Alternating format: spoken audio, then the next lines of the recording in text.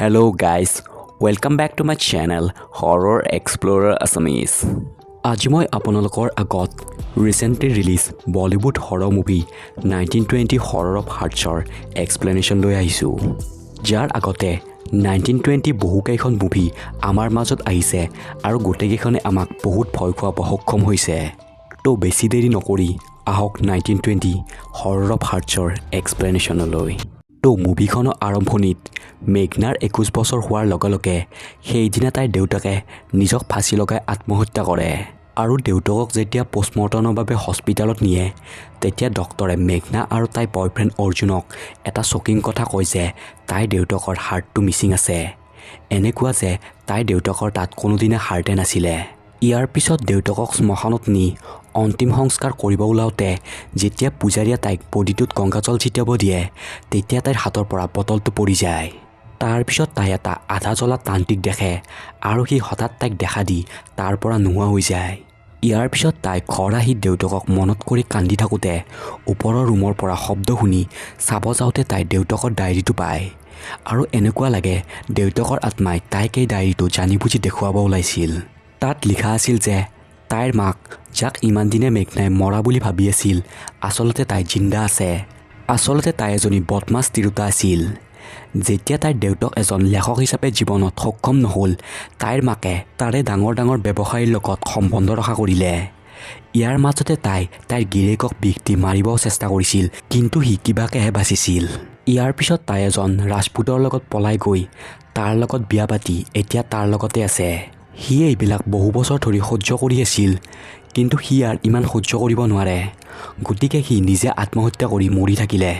এইবিলাক গম পাই মেঘনাই দৌৰি দৌৰি দেউতাকৰ চিতাৰ কাষত যায় কান্দিব ধৰে আৰু দেউতাকৰ আত্মাক মাতিব ধৰে। তেতিয়া তাইৰ দেউতাকৰ দৰে মিৰ্গি উঠি তাই এখন বেলেগ দুনিয়াত যায় য'ত তাইৰ দেউতাকৰ আত্মাক তাই বিচাৰি পায়। তাই এইবিলাক গম পোৱাৰ পিছত তাইৰ মাকৰ পৰা দেউতাকৰ এই অন্যায়ৰ প্ৰতিশোধ ল'ব দেউতাকৰ আগত জিদ কৰে। দেউতাকে প্ৰথমে না কৰে কিন্তু তাইৰ চকুত প্ৰতিশোধৰ এই জ্বালা দেখি দেউতাকেও তাইৰ লগত প্ৰতিশোধ ল'ব সন্মতি হয়। দেউতাকে কয় যদি তই তাইৰ পৰা প্ৰতিশোধ ল'ব বিচাৰিছা তেনেহ'লে প্ৰথমে মোক মুক্তি পাব দিব নালাগিব। যেতিয়া পোহৰ এটাই আহি মোৰ আত্মাটো নিব চেষ্টা কৰিব তই মোক ধৰি ৰাখিব লাগিব। ইয়াৰ পিছত সিহঁতৰ ঘৰত যায় ভগৱানৰ আগত জ্বলি থকা কেতিয়াও নুমোৱা বন্তিখোৰ তই নুমাব লাগিব। তেতিয়াই মোৰ আত্মাই সেই ঘৰত প্ৰৱেশ কৰিব পাৰিব আৰু আমি দুয়োটাই মিলি তাইৰ পৰা প্ৰতিশোধ ল'ব পাৰিম। সেই অনুসৰি তাইৰ মাক আৰু সতীয়া পিতৃৰ ঘৰত যায়। তাই সিহঁতৰ ঘৰত যাই দেখে তাইৰ মাক আৰু সতীয়া দেউতাকে সিহঁতৰ ছোৱালী আদিতিৰ বাৰ্থডে চেলিব্ৰেট কৰি আছে। কিন্তু তাই অহা বুলি জানি সতীয়া দেউতাক শান্তনুৱে তাইক চাব যায় কিন্তু মাকে নাযায়। তাই শান্তনুক কয় তাইৰ দেউতাক মৰাৰ কাৰণে তাই অকলশৰীয়া হৈ গৈছে সেইবাবে তাই ইয়াতে থাকিব ইয়ালৈ আহিছে। শান্তনুৱে তাইৰ লগত ভাল ব্যৱহাৰ কৰি তাইক ইয়াতে থাকিব দিয়ে আৰু ৰাতি সেই অনুসৰে তাই সিহঁতৰ মন্দিৰত জ্বলি থকা বন্তিখোৰ নিজ হাতেৰে নুমাই দিয়ে আৰু তেতিয়াই দেউতাকৰ আত্মাই তাইৰ মাকৰ ঘৰত প্ৰৱেশ কৰে। এইফালে তাইৰ বয়ফ্ৰেণ্ড অৰ্জুনে বিচাৰি বিচাৰি তাইক শেষত বিচাৰি পাই তাই ইয়ালৈ অহাৰ কাৰণ সোধে কিন্তু তাই একো নকয়। তাৰপিছত সিহঁতে পুনৰ ক্ল'জ আহে আৰু তেতিয়া অৰ্জুনে তাইৰ প্ৰতিশোধৰ বিষয়ে সকলো গম পাওঁতে তাইক ৰখাব চেষ্টা কৰে কিন্তু তাই একো নুশুনি তাৰ পৰা আঁতৰ হৈ গুচি আহে। তাইক যে অৰ্জুনে এই প্ৰতিশোধ ল'ব ৰখাব চেষ্টা কৰি আছে ইয়াৰ বিষয়ে সেই তান্ত্ৰিকটোই সকলো গম পাই তাৰ শক্তিৰে তাক মাৰিব চেষ্টা কৰে। পিছদিনা ৰাতিপুৱা তাই ঘৰৰ ইফালে সিফালে ঘূৰি থাকোঁতে তাতে কাম কৰা মালিটোই হঠাৎ তাইৰ সন্মুখত আহি তাইক কয় কালি ৰাতি সেই বন্তিখোৰ তই নুমাইছিলি ন, তই এই চক্ৰান্তৰ বলি হৈছ কিন্তু যিদিনাই তোৰ এই কথা অনুভৱ হয় তই মোৰ তাত ঘূৰি আহিবি মই তোক সকলো উত্তৰ দি দিম। এইফালে মেঘনাক তাইৰ দেউতাকৰ আত্মাই পুনৰ তাইৰ ওচৰত আহি কয় সময় বহুত কম আছে, কালি তোক কোনোবাই মোৰ অস্থিৰে ভৰা কলচটো দিব আৰু তই সেইটো ঘৰত লৈ আহি মোৰ অস্থিখিনি মুকলি কৰি দিবি। ইয়াৰ পিছত পিছদিনা আদিত্যে মেঘনাক কয় তোমাৰ বয়ফ্ৰেণ্ড হস্পিটেলত আধামৰা হৈ পৰি আছে আৰু সি তোমাক লগ কৰিব এখন চিঠি পঠাইছিল আৰু সেই চিঠিখন মই পোৱাত মই তোমাক এই কথাখিনি ক'লোঁ। এই শুনি মেঘনাই লগে লগে অৰ্জুনক হস্পিটেলত চাব গুচি যায়। তাই হস্পিটেলত যাই পাই দেখে অৰ্জুনৰ অৱস্থা বহুত বেয়া আছিল। তাই অৰ্জুনক এইবিলাক কেনেকৈ হ'ল সোধোতে সি কয় কালি ৰাতি বেয়া আত্মা এটাই মোক অলমষ্ট মাৰিয়ে পেলাইছিল। তেতিয়া পোহৰ এটাই আহি মোক বচাইছিল আৰু সেইটো আছিল তোমাৰ দেউতাৰ আত্মা। তেওঁ মোক সকলো কথা খুলি কৈছিল আৰু কৈছিল মোৰ পত্নী ৰাধিকাই মেঘনাৰ লগত তোমাৰ সম্পৰ্ক থকা বুলি জানি তাই এটা তান্ত্ৰিকৰ দ্বাৰা এটা বেয়া আত্মা পঠাইছিল যাতে তাই তোক মাৰি পেলায়, যাতে মেঘনাক আকৌ দুখ দিব পাৰে। এইকৈ অৰ্জুনে মেঘনাক এইবাৰ নিজে দেউতাকৰ প্ৰতিশোধ ল'ব কৈ দেউতাকে তাক দিয়া অস্থিৰ কলচটো তাইক দি তাইক যাব কয়। কিন্তু তাই যোৱাৰ পিছতে আমি দেখোঁ সেইটো অৰ্জুন নহয়, সেইটো সেই তান্ত্ৰিকটোৱে আছিল। মেঘনাই কলচটো লৈ আহি দেউতাকৰ অনুসৰি দেউতাকৰ অস্থি আদিতিৰ বিচনা গাৰুৰ তলত থৈ দিয়ে, কাৰণ দেউতাকৰ অনুসৰি যদি ৰাধিকাৰ পৰা সিহঁতে প্ৰতিশোধ ল'ব বিচাৰে তেন্তে তাইৰ ছোৱালী আদিতিক কিবা কৰিব লাগিব। তাই গাৰুৰ তলত দেউতাকৰ অস্থি থৈ দিয়াৰ পিছতে আদিতিৰ লগত অসাধাৰণ ঘটনা হ'ব ধৰে আৰু মেঘনাৰ দেউতাকে তাইক প্ৰজেছ কৰি সিহঁতৰ আগত চাহ তাহ কৰিব ধৰে। ইয়াৰ পিছত তাইক সিহঁতে জংঘলৰ মাজত পৰি থকা পাই তাইক ঘৰলৈ লৈ আহি তাইৰ কিবা বেমাৰ হোৱা বুলি ভাবি সিহঁতে ডক্তৰ মাতে। ডক্তৰে তাইক চালি জাৰি চাই কিবা বেমাৰ হোৱা বুলি কৈ মেডিচিন দি যাব ওলাওঁতে তাই ডক্তৰক ধৰি তাক কামুৰি তাৰ কাণ ছিঙি আনে। আৰু তাইৰ এইবিলাক আচৰণ দেখি ঘৰৰ মানুহে এতিয়া বুজি পায় তাইক কিবা বেয়া অদৃশ্য শক্তিয়ে প্ৰজেছ কৰি লৈছে। ইয়াৰ পিছত মাজৰাতি অৰ্জুনে মেঘনাক শিল এটাত কাগজ এখন বান্ধি তাইৰ কোঠালীলৈ দলিয়ায়। সেই কাগজখনত লিখা আছিল সি ৰেল ষ্টেচনত ৰখি আছে আৰু তাইৰো যিহেতু কাম শেষ হ'ল তাইক তাৰ পৰা পলাই আহিব কয়। তাৰপিছত তাই টালি টোপোলা বান্ধি কোনোৱে নেদেখাকৈ তাৰ পৰা পলাই আহি অৰ্জুনক ৰেল ষ্টেচনত লগ কৰে। তাই তাৰ লগত ৰেলত উঠি কয় তাই আদিতিৰ লগত যি কৰিলে সেইটো চাগে শুদ্ধ নহয়, সেই কণমানিটোৰ কি ভুল আছিল। তাই এতিয়া মাকৰ পৰা প্ৰতিশোধ লৈছে যদিও তাই মনত কিয় এতিয়াও একো শান্তি পোৱা নাই। তেতিয়া অৰ্জুনে তাইক সান্তনা দি কয় তোমাৰ দেউতাৰ আত্মাই নিশ্চয় চাগে মনত শান্তি পাইছে, এই কৈ তাইক হাত কিছ আদি কৰিব ধৰে। তেতিয়া তাই গ্লাছত চাই আৰু দেখে সেইটো অৰ্জুন নহয়, সেইটো সেই তান্ত্ৰিকটো হয় যিটোক তাই বহুকেইবাৰ সপোনত দেখিছিল। তেতিয়াই তাই সেই তান্ত্ৰিকটোক ঠেলা মাৰি তাৰ পৰা পলাব চেষ্টা কৰে, কিন্তু সেই তান্ত্ৰিকটোই তাইক ধৰিব খুজি তাইক কয় তোক ভালে ভালে কৈছোঁ তই ইয়াৰ পৰা গুচি যা, মই তোৰ দেউতাৰ লগত এটা চুক্তি কৰিছোঁ যে তোৰ মাৰাৰ ঘৰ ধ্বংস কৰিম। এইবিলাক কোৱাৰ লগে লগে তাইৰ দেউতাকৰ প্ৰতি অলপ সন্দেহ হয়।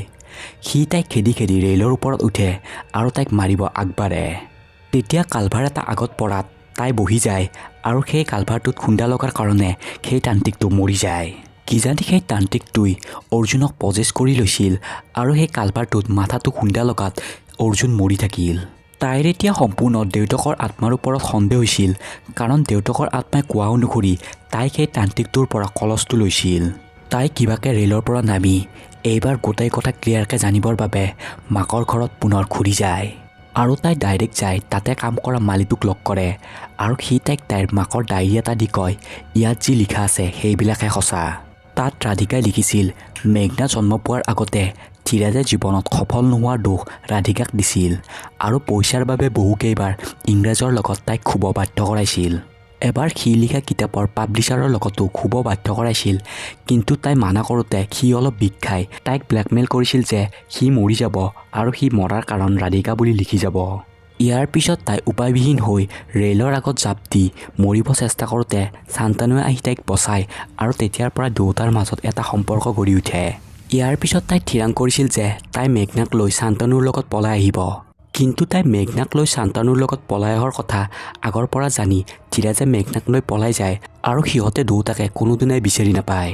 ইয়াৰ পিছত তাই শান্তানুৰ লগত নতুনকৈ জীৱন আৰম্ভ কৰি যেতিয়া আদিতি জন্ম হয় তাই এইবিলাক পাহৰি নতুনকৈ জীৱন ষ্টাৰ্ট কৰিম বুলি ভাবি মালিটোক এই ডায়েৰীটো বাগিচাত পুতি থ'ব কয়। অৰ্থাৎ মেঘনাৰ মাক বদমাছ নাছিল, মেঘনাৰ দেউতাকহে বদমাছ আছিল। কিন্তু কথাটো হ'ল সেই তান্ত্ৰিকটো কোন হয়, সি এইবিলাকৰ লগত কেনেকৈ ইনভলভ হৈ আছে আমি আগলৈকে গম পাম। তাৰপিছত তাই আদিতিৰ ওচৰত যায় দেউতাকৰ আত্মাক ঘৃণা দৃষ্টিৰে চায়, কিন্তু দেউতাকে ওলোটাই তাইক চাই হাঁহিব ধৰে। ইয়াৰ পিছত তাই ৰাধিকা আৰু শান্তানুৰ ওচৰত যায় সকলো সঁচা কথা কৈ দিয়ে যে তাইৰ ভুলৰ কাৰণে আজি আদিতিৰ এনে অৱস্থা। তেতিয়া দুয়োটাই তাইৰ ওপৰত বিৰাট খং কৰে আৰু তাইক ঘৰৰ পৰা ওলাই যাব কয়, কিন্তু তাই চব ঠিক কৰিহে ওলাই যাব বুলি কয়। তেতিয়া সিহঁতে এজন পণ্ডিতক মাতে। পণ্ডিতটোৱে সকলো চালি জাৰি কয় সিহঁতৰ হাতত আজিৰ দিনটোহে আছে, যদি আজিৰ দিনটোত সিহঁতে একো কৰিব নোৱাৰে তেতিয়াহ'লে ধীৰাজৰ আত্মাই আদিতিৰ আত্মাটোৰ লগত লৈ যাব। মেঘনাই সকলো কথা খুলি কওঁতে পণ্ডিতটোৱে কয় এই আত্মাবোৰ বহুত বদমাছ আৰু শক্তিশালী হয়, এনেকুৱা আত্মাই মৰাৰ আগতে এনেকুৱা বেয়া তান্ত্ৰিকৰ লগত চুক্তি কৰে য'ত তান্ত্ৰিকজনে তাৰ প্ৰতিশোধ লোৱাত সহায় কৰে কেনেকৈ প্ৰতিশোধ ল'ব লাগে আৰু এই চুক্তি অনুসৰি মানুহজনৰ মৰাৰ পিছত হাৰ্টটো লাগে বুলি কয়।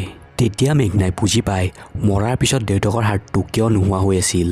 তাইৰ দেউতাকে জীৱনত অসফল হোৱাৰ বাবে ৰাধিকাক ইয়াৰ কাৰণ বুলি ভাবি আৰু তাইক পিছত শান্তানুৰ লগত সুখী থকা দেখি সেই তান্ত্ৰিকটোৰ লগত চুক্তি কৰিছিল সি এটা ভয়ানক আত্মা হৈ ৰাধিকাৰ সকলোতকৈ প্ৰিয় তাইৰ ছোৱালী আদিতিৰ আত্মাক নিজৰ লগত লৈ যোৱাত সহায় কৰা, যাৰ বিপৰীতে সি তান্ত্ৰিকজনক হাৰ্টটো দিব ৰেডি হৈ গৈছিল।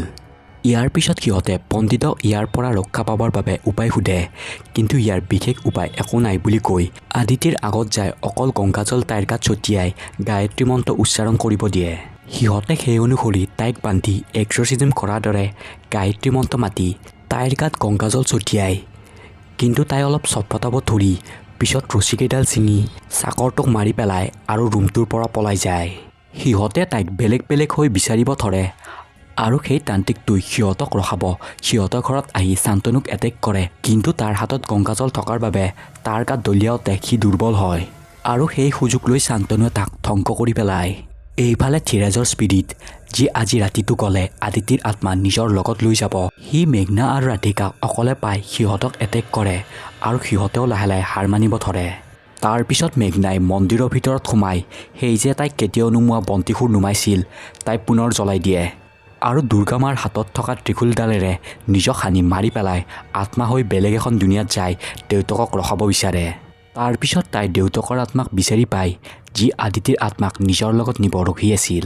তাই দেউতাকক কয়, তই যেনেদৰে কৈছিলি আমি মৰাৰ পিছত আমাৰ আত্মাক নিব এটা পোহৰ আহে আৰু যি আত্মাই সেই পোহৰত ভৰি দিলে তাৰ মুক্তি হয় আৰু ভৰি নিদিলে ইয়াতে থাকি যায়, ঠিক তোৰ দৰে মোৰ কাৰণেও এটা পোহৰ আহিব আৰু এই পোহৰত মই তোকো লগত লৈ যাম। এই কৈ যেতিয়াই তাইক নিব পোহৰটো আহে, তাই দেউতাকক টানিয়ে জুৰি সেই পোহৰটোৰ ভিতৰলৈ নিব চেষ্টা কৰে আৰু অৱশেষত তাই সফল হয় আৰু দুয়োটাই সেই পোহৰত ভৰি দিয়াৰ লগে লগে দুয়োটাই মুক্তিৰ ফালে আগুৱাই গৈ থাকে। কিন্তু সেইখিনি সময়ত কোনোবাই আহি মেঘনাক ধৰি ৰাখি তাইক যাব নিদিয়ে আৰু সেইটো বেলেগ নহয় অৰ্জুন আছিল। সি কয়, তোমাৰ এতিয়াও জীৱন জীয়াব বাকী আছে, গতিকে তুমি ঘূৰি যোৱা। এই কৈ তাইক নিজৰ বডিত উভতি যাব কয় আৰু তাই নিজৰ বডিত উভতি যায় আৰু মাক দেউতাকে তাইক ক্ষমা কৰি মুভিখন ইয়াত খতম হৈ যায়। তো গাইজ, এয়াই আছিল 1920 হৰৰ অফ হাৰ্টছৰ এক্সপ্লেনেশ্যন। আশা কৰোঁ আপোনালোকৰ এক্সপ্লেনেশ্যনটো চাই ভাল লাগিল। মই আগলৈকে আপোনালোকৰ মাজত ইয়াতকৈ বেটাৰ এক্সপ্লেনেশ্যন লৈ আহিম। তো তেতিয়ালৈকে good bye, take care, bye বাই।